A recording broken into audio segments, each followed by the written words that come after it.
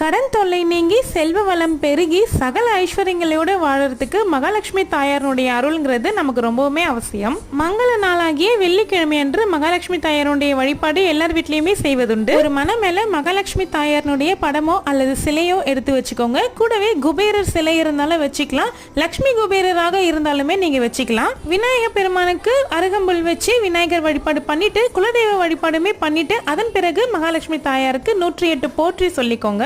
உங்களால முடிஞ்ச எளிமையான நைவேத்தியமா வச்சுக்கோங்க. 108 போற்றி படிக்கும் பொழுது குங்குமத்தால அர்ச்சனை பண்ணிக்கிட்டீங்கன்னா ரொம்பவுமே நல்லது.